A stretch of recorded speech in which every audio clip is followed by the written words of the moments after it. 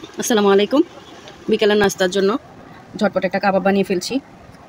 কিছু করার নাই, সন্ধ্যা হলে বিকালের নাস্তার জন্য বা সন্ধ্যার নাস্তার জন্য কিছু না কিছু তো করতেই হয়, নয়তো বাড়ি থেকে কিনে আনতে হয়। তো এখানে আমি কিছু চিকেনের বুকের যেই গোস্টটা সেটা নিয়ে নিয়েছি। দিয়ে দিচ্ছি কিছু পেঁয়াজ, তারপরে একটু রসুন, দিয়ে দিচ্ছি আদা আর কিছু কাঁচামরিচ। এটা আপনারা আপনাদের ঝাল কীরকম চান সেটা অনুযায়ী দিবেন। দিয়ে দিচ্ছি লবণ, দিয়ে দিচ্ছি আমি এখানে গরম মশলা গুঁড়ো, আর দিলাম একটু জিরার গুঁড়া, একটু ধনের গুঁড়ো দিয়ে দিলাম। এখন আমি এটা ব্লেন্ড করে নিব, একদম মিহি করে ব্লেন্ড করে নিব।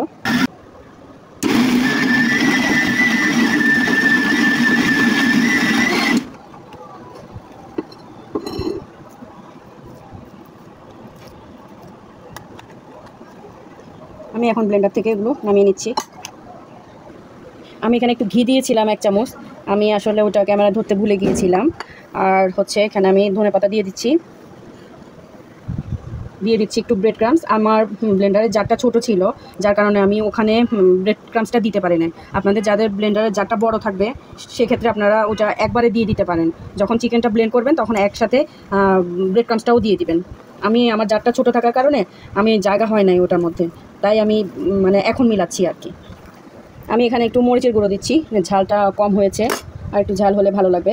এক্ষেত্রে আপনারা এখানে একটু চিজ, বাটার এগুলোও ইউজ করতে পারেন, কোনো সমস্যা নাই। আমার এগুলা বাসায় অ্যাভেলেবেল নেই, তাই আমি ঝটপট করতেছি। এটা তো তেমন একটা আয়োজন না, জাস্ট একটু বিকেলের নাস্তা, এই কারণে আমি একটু সহজে করে ফেলতেছি আর কি। ঘরে যা আছে সেই উপকরণগুলো দিয়ে কোনো স্পেশালিটি মেনটেন করছি না।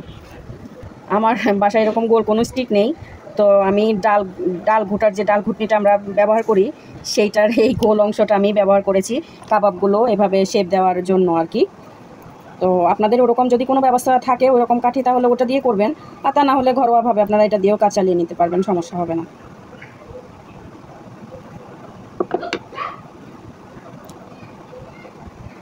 এটা আমি খুলে নিয়েছি, কোনো সমস্যা হয়নি। একটু তেল ব্রাশ করে নিলেই আপনি খুলে আসবে এটা।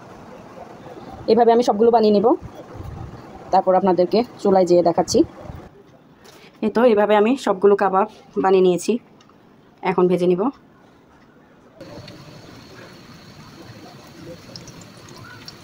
এটা আসলে যে গ্রিল প্যানগুলো হলে দেখতে সুন্দর লাগে, আমি নর্মাল প্যানেই দিচ্ছি।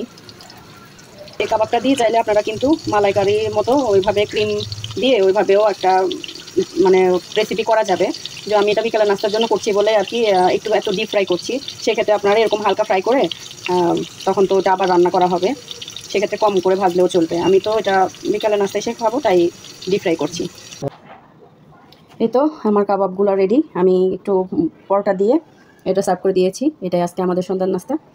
আমার ভিডিওটি ভালো লেগে থাকলে লাইক কমেন্ট শেয়ার করে আমার পাশে থাকবেন। আপনাদের লাইক কমেন্ট শেয়ারগুলোই আমার অনুপ্রেরণা। সবাই ভালো থাকবেন, সুস্থ থাকবেন, নিরাপদে থাকবেন। আসসালামু আলাইকুম।